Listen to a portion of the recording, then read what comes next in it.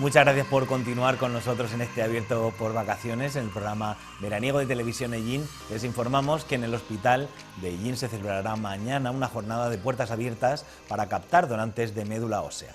El lema es Solidarios hasta la médula y comenzará desde las 10 de la mañana a las 10 de la noche en la entrada de los laboratorios. Hablamos con el responsable de la unidad de trasplantes y también los donantes que están buscando pueden ser personas que no hayan padecido una enfermedad grave y que sea entre los 18 y los 40 años. Vamos a ver lo que nos cuenta el responsable de la unidad de trasplantes. Para el miércoles hay previsto una jornada de puertas abiertas para captar donantes de médula ósea, aprovechando que el día 21 de septiembre es el Día Mundial del Donante de Médula Ósea. Esta jornada de puertas abiertas se va a celebrar en todos los hospitales de Castilla-La Mancha y a nosotros pues lo hemos decidido, por cuestiones logísticas, hacerlo el día 18. El horario va a ser muy amplio, desde las 10 de la mañana hasta las 10 de la noche, y en la zona de citación del hospital va a ser en la puerta de laboratorio.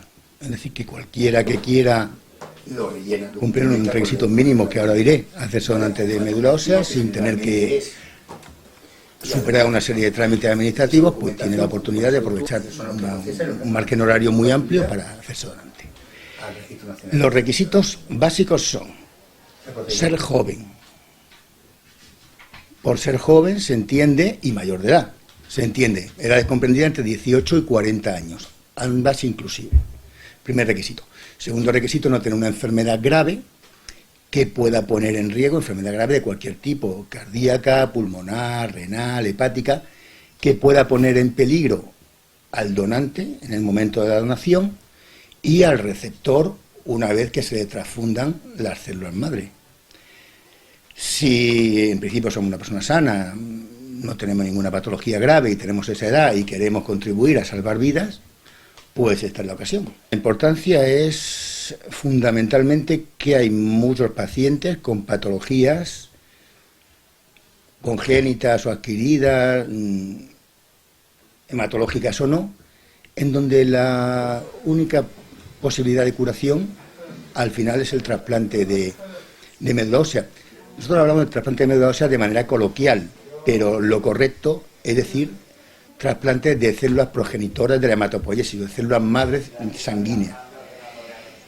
El motivo de llamarlo trasplante de médula ósea es porque inicialmente las células madres se recogían directamente del lugar donde se ubican en el organismo, de la médula ósea, que es una parte de los huesos, en donde generalmente son en los huesos planos o en las cabezas de los huesos largos, que es donde se producen los distintos elementos celulares que componen la sangre.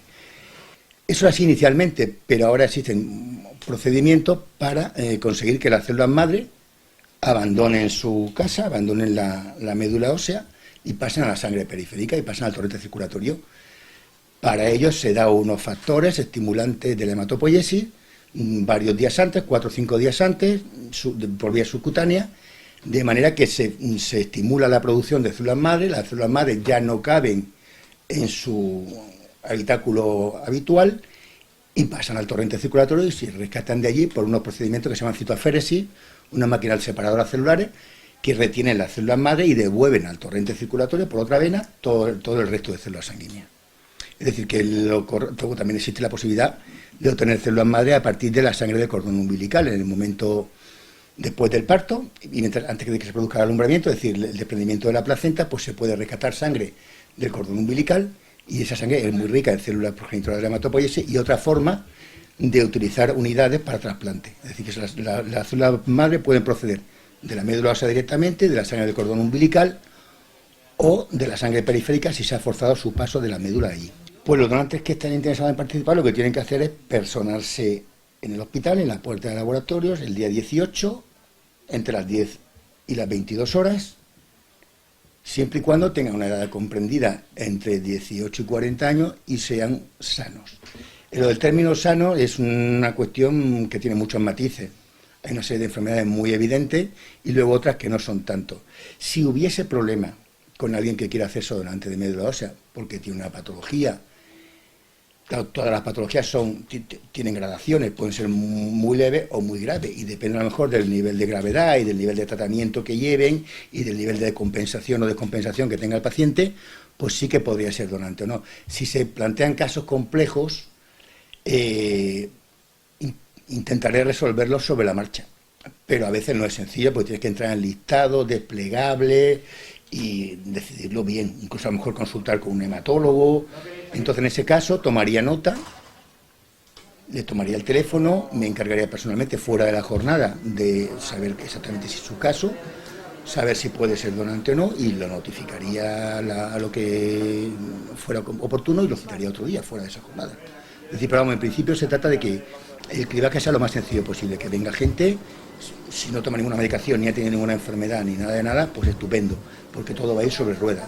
Siempre y cuando, claro, le aclare todas las preguntas que me quiera formular y no tenga ningún impedimento. El procedimiento que hacemos es el que hicimos, vamos a hacer el mismo que hicimos en 2014, que es entregar un documento, que es el consentimiento informado, donde explica las posibilidades de donación, las contraindicaciones, la forma de contactar nuevamente con el donante, etcétera. Eso puede plantear, generalmente está muy bien explicado, lo ha redactado la Red Nacional de Donantes de Médula Ósea. Está muy bien explicado y es muy sencillo y lo puede entender casi todo el mundo, no suele tener problemas, pero las dudas que se planteen, para eso estaré yo allí, para intentar aclarárselas, ¿vale? Una vez que esté todo meridianamente claro, si deciden seguir adelante con la donación, pues firmarán el consentimiento, se les traerá una muestra de sangre, y esa muestra de sangre sirve para hacer el tipaje de histocompatibilidad, es decir, para saber cuáles son tus características histológicas de cara en el futuro, cuando haya pacientes que necesiten trasplante, comparar sus características histológicas con las tuyas. Si son compatibles, pues entonces ya es cuando se te localiza para que de verdad se haga efectiva la donación. Es decir, esto simplemente consiste en tener la voluntad, poder serlo por las características antropométricas de edad y de salud, y entrar en un registro, una base de datos, aparte de tus datos de filiación, sobre todo tu tipaje de histocompatibilidad, para ver si en algún momento hace falta. Actualmente en España hay pues más de 300, en Redmo hay más de 300.000 personas, ya que son 373.000 los donantes que están en la base de datos.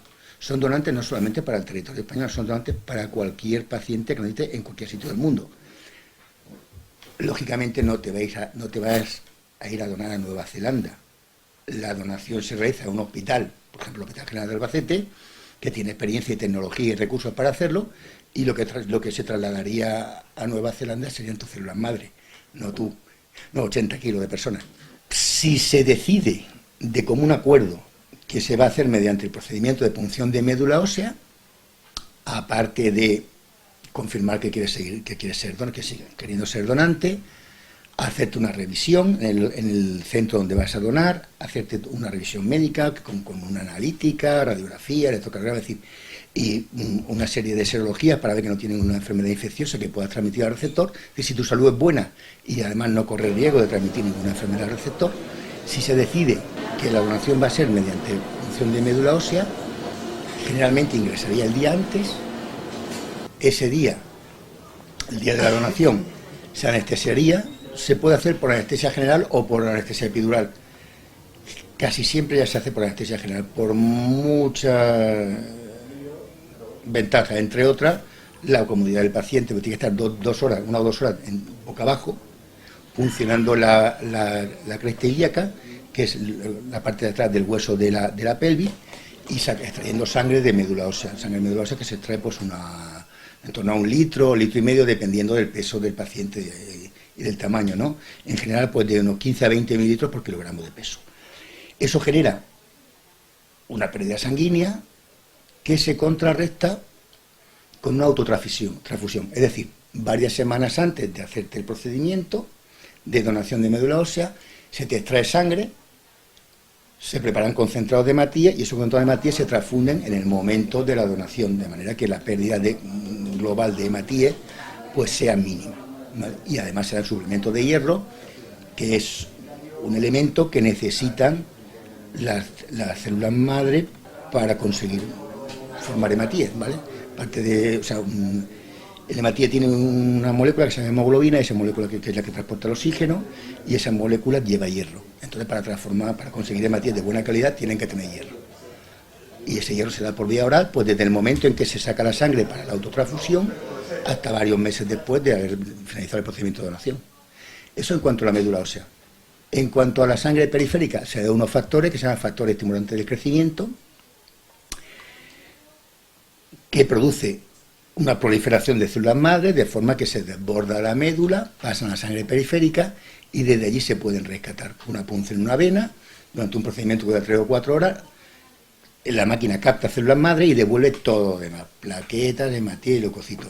No necesita autotransfusión, no necesita anestesia, no necesita tiene una serie de inconvenientes que sí que puede tener la anestesia para punción de médula ósea y la punción de médula. Riesgo hay en todo. Riesgo hay en levantarse por la mañana e ir a trabajar, pero si no lo hace, primero, al final de mes te verás con un problema, si no antes. Y segundo, nadie te garantiza que pueda haber un terremoto y mueras por estar en tu cama. Es decir, riesgo hay en todo, en todas las decisiones de la vida. Lo que hay que valorar es la relación riesgo-beneficio. Si el beneficio es infinitamente mayor que el riesgo se asume, te levantas, te duchas, desayunas, te coges el coche y te vas a trabajar donde haga falta. Riesgos tiene mínimo. Riesgos con respecto a la punción de médula ósea, el riesgo pues el de una anestesia. Puede haber problemas de alergia con anestésicos, el 1 o menos del 1 por cada 50.000 anestesias generales.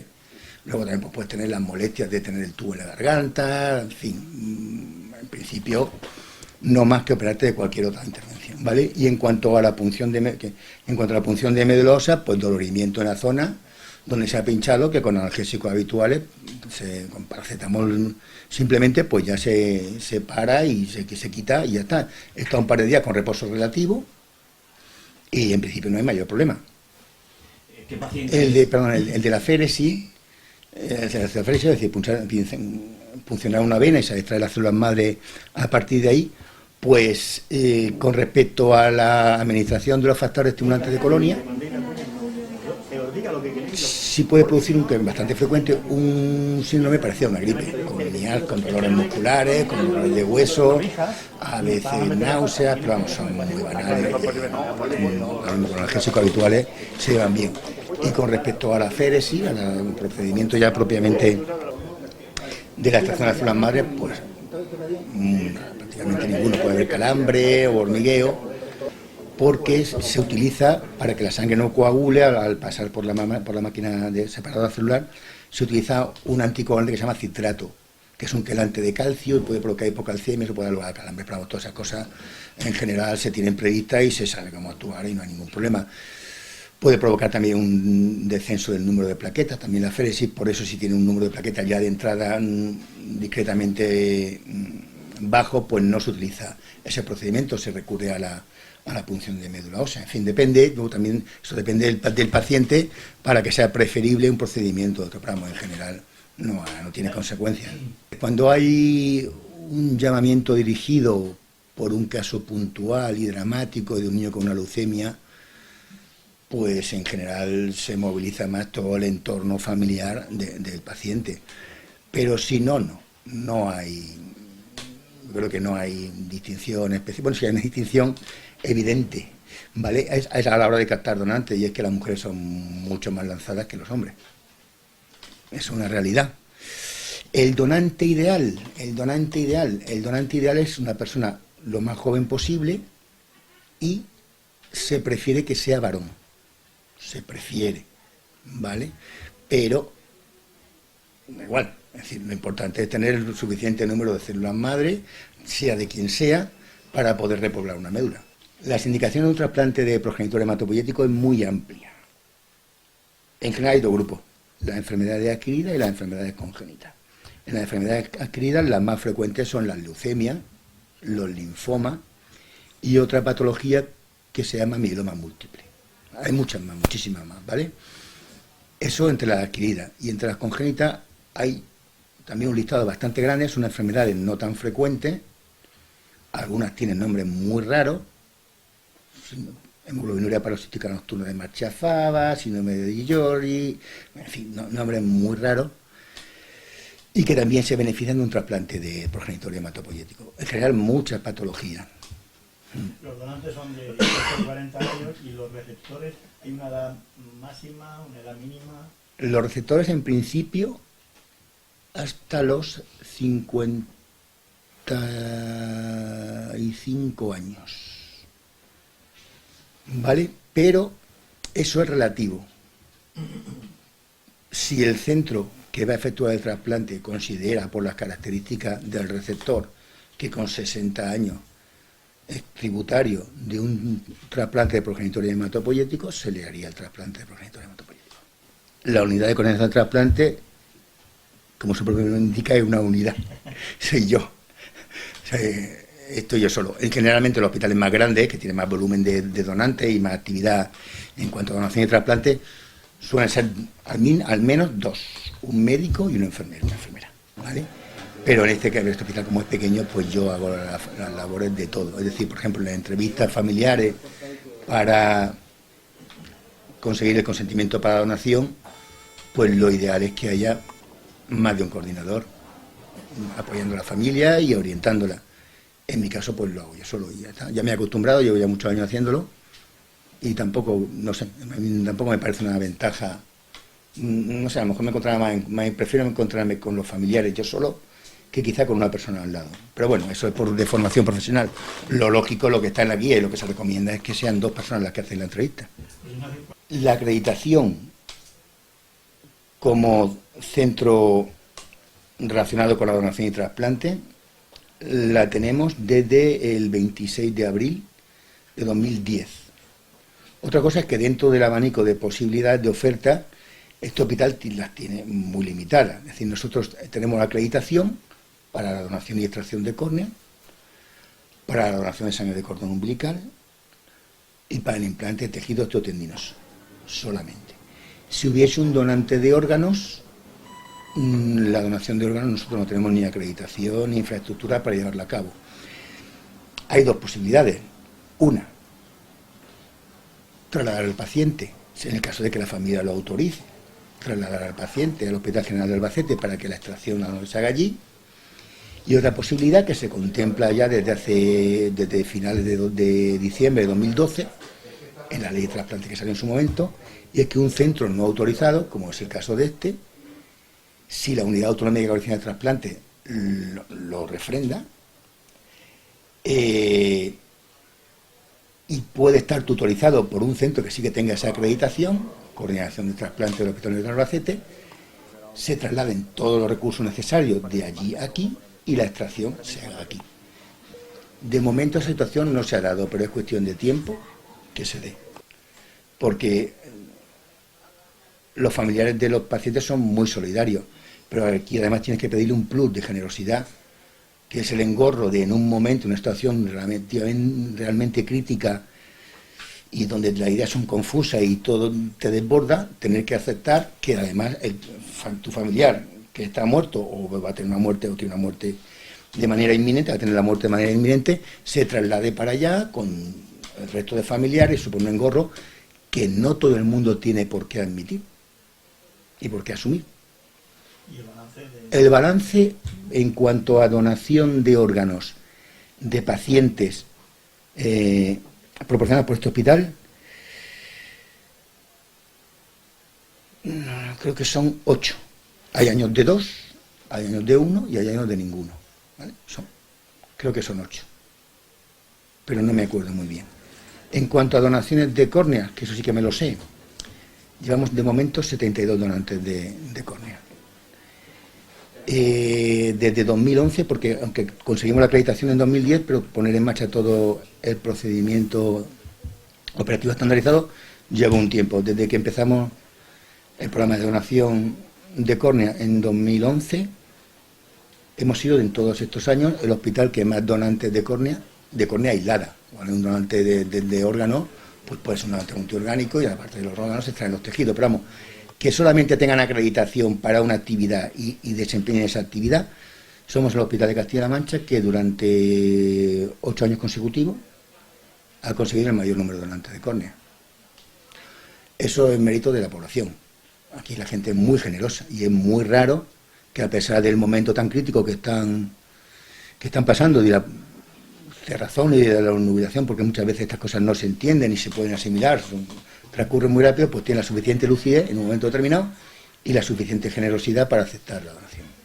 Las extracciones de córneas se llevan a cabo en el hospital.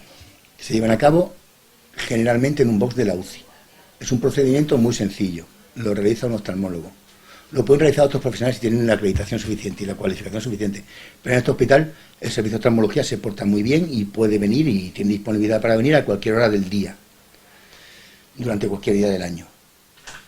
Yo de momento no he tenido ningún caso en que se haya malogrado una donación porque ningún oftalmólogo pueda acudir a la llamada. Se realiza en un box, el procedimiento es sencillo y todo, desde que la familia autoriza la extracción de córnea hasta que finaliza el procedimiento no suele pasar más de una hora, hora y media. Yo estoy presente en todo momento y salgo a informar a la familia que el procedimiento ha finalizado y a volver a darle las gracias por su generosidad. Es un hospital pues similar, por ejemplo, al de Puerto Llano, y hacemos lo mismo que Puerto Llano empezó después que nosotros, bastantes años después de empezar nosotros. Y hacemos lo que hacemos y si lo hacemos bien, de todas formas, el que aquí no hagamos otras cosas no pasa nada. En otros sitios la hacen y nos la hacen. Es decir, que si es que hay en un momento determinado un potencial donante de órganos, se comenta con los compañeros de Albacete, de la unidad de la coordinación de trasplante de Albacete, y si ellos validan todo lo que nosotros hemos visto, la analítica, la TAC, la ecografía renal y hepática y tal, dicen, pues vale, pues seguimos con el procedimiento. Si la familia además acepta que la donación se haga allí, pues se traslada. Y si no aceptan, no están dispuestos a asumir los inconvenientes del traslado, pues ellos no tienen ni el menor reparo en ser ellos los que, en ser Mahoma el que va a la montaña y mantiene la montaña a Mahoma, da igual. O sea que tampoco es muy relevante el que no se puedan realizar extracciones de órganos aquí. En 2014 hubo una jornada de puertas abiertas similar a esta, también aprovechando la Semana Internacional de la Donación de Médula Ósea. Durante el día 23 de abril de ese año acudieron a hacerse donante de médula ósea 243 ciudadanos. Estábamos desbordados, pero yo no sabía lo que significaba eso en el contexto de toda Castilla-La Mancha, porque todos los hospitales hicieron lo mismo. Bueno, pues fuimos al hospital de Castilla-La Mancha, que más número de donantes consiguió, más del 40% del total. Yo creo que tampoco hace falta un llamamiento excesivo. La gente es suficientemente, la difusión que se ha dado es mayor de la que se dio en aquella ocasión.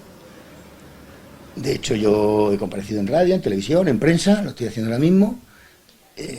Cuento con gente que tiene mucha psicología y mucha inteligencia emocional y social para promocionar la jornada del miércoles, y yo creo que será un éxito, y eso confío en que la solidaridad y el buen corazón, ya lo he dicho, no nos gana nadie, o sea que supongo que vendrá rodado.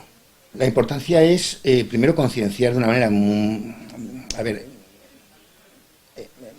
de vez en cuando salen noticias que hablan sobre la donación, sobre los beneficios individuales y sociales de la donación, pero la ventaja de una jornada de esta es que se le da una difusión mucho más corta en el tiempo, mucho más intensa, y moviliza mucha más gente que de forma aliada. Yo, un año normal, sin una jornada de puertas abiertas, pues a lo mejor podemos tener, a lo largo del año puedo citar a una docena de personas. Una docena de personas, con un poco de suerte, van a ser donantes en los primeros 15 minutos de esa jornada. Es decir, que tiene la ventaja de que consigue mucho más donantes en muy poco tiempo. No se hace todos los años, pero vamos, cuando se considera conveniente, con la autoridad sanitaria y la ONT y la coordinación autonómica lo considera conveniente, pues tiene una ventaja muy grande. Y para el ciudadano, la posibilidad de no tener que entrar en internet, de leerse documentación, solicitarlo, esperar que algún día yo le llame, en fin, lo es mucho más ágil, si tiene una disponibilidad de horario amplia, es mucho más ágil una jornada que andar con cuenta-gota. Y hasta aquí el programa de hoy, pero antes les tendremos que decir que el Ellín Club de Fútbol continúa su campaña de captación de socios, 30 euros el abono general y 50 el abono de honor para ver las dos competiciones, tanto al senior como al junior. Por eso les regalamos estas dos camisetas que tenemos aquí en nuestros estudios, que ya pueden participar en el sorteo que tenemos en el Facebook de Televisión Ellín. Contestando a una sencillísima pregunta, puede ser suya y usted puede ser uno de los dos ganadores que puede ganar la equipación del club, del Ellín Club de Fútbol. Así es que muchísimas gracias, participen en este sorteo, a ver si son uno de los ganadores de las camisetas de la nueva equipación del Ellín Club de Fútbol. Muchas gracias por su atención y que sean felices.